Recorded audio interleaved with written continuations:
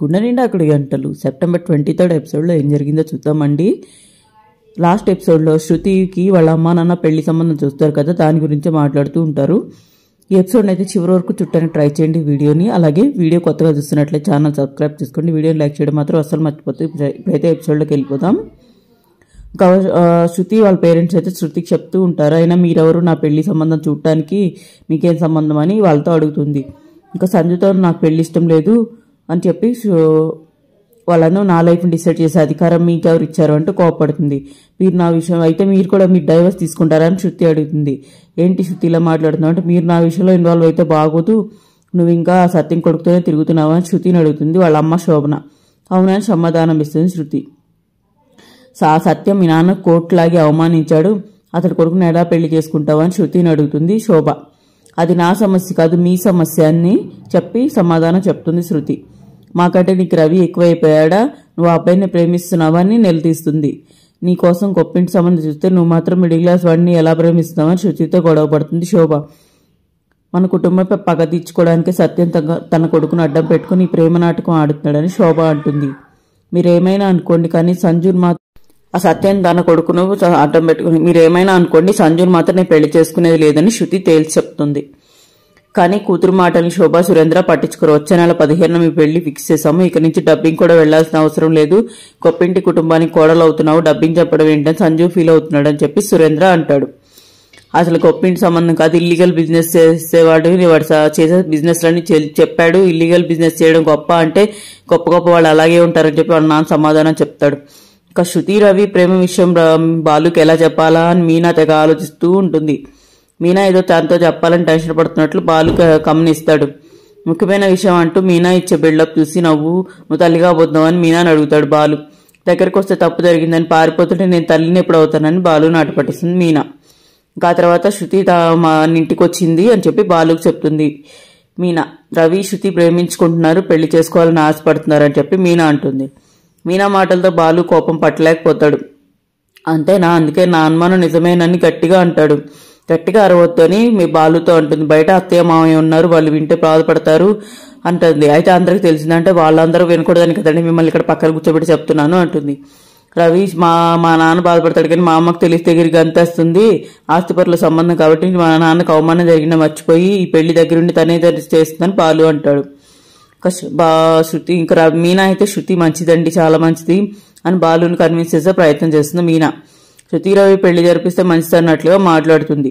రవి తన ప్రేమను మర్చిపోవడమే మంచిదని బాలు కోపంగా అంటాడు. నీ రాయబారం అవసరం లేదని చెప్తాడు. ఇంకా రవి శృతిల ప్రేమ గురించి మామయ్య గారితో మాట్లాడితే మంచిదని చెప్పి మీనా బాలుతో అంటుంది. అసలు ఈ విషయం మా నాన్న తెలియడానికి వీల్లేదని చెప్పి మీనాకు వార్నింగ్ ఇస్తాడు బాలు. మా నాన్నకు రవి వల్ల ఇప్పటివరకు ఎలాంటి సమస్య రాలేదని, వాడైనా జీవితంలో బాగుపడతాడని ఎన్నో కలలు కంటున్నాడని చెప్పి ఈ ప్రేమ విషయం తెలిస్తే తన నమ్మకం ముక్కలైపోవడం ఖాయమని చెప్పి మీనా కోపంగా బదిలిస్తాడు.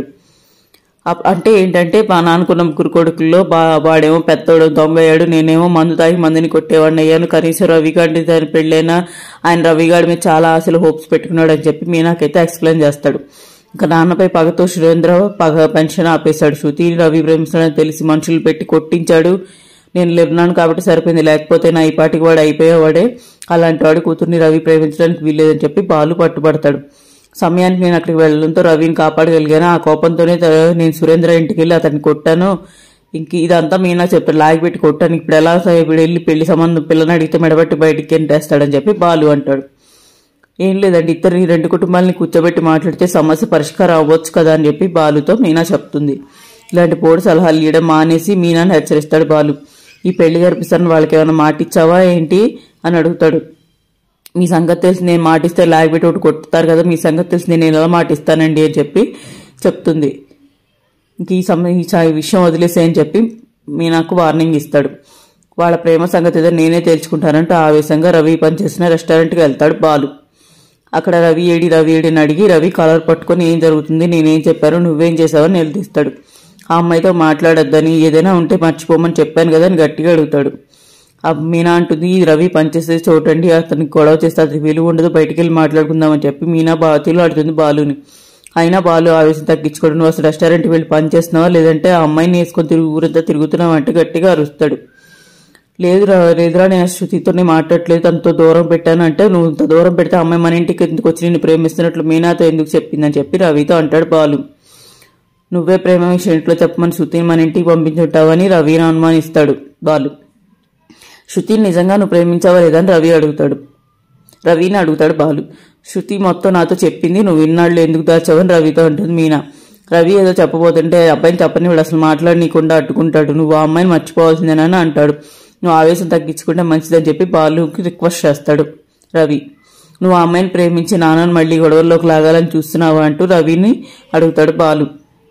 శృతి మంచి అమ్మాయిరా బాలు అని రవి చెప్తాడు. తమ్ముడు మాటలతో బాలు కోపం మరింత పెరుగుతుంది. నన్ను ఒప్పించాలని చూస్తే ఊరుకోనని అంటాడు. నాన్న గౌరవం పోగొట్టే పని చేస్తే సహించేది లేదని రవి ఏదో చెప్పాలని చూస్తే బాలు అస్సలు పట్టించుకోడు.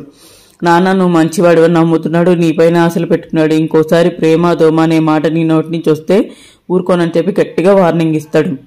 వార్నింగ్ ఇచ్చి అక్కడి నుంచి వచ్చేస్తాడు బాలు. ఇంకా రవి దగ్గర నుంచి వచ్చిన బాలు అతడు చెప్పిన మాటల గురించి పడుకొని నిద్రపోకుండా ఆలోచిస్తూ ఉంటాడు. మళ్ళీ ఆ అమ్మాయితో రవిని చూస్తే తమ్ముడిని కొడతానని చెప్పి మీనాతో అంటాడు బాలు. ఆ అమ్మాయిని మర్చిపోమని నువ్వే రవితో చెప్పమని మీనాకు చెప్తాడు.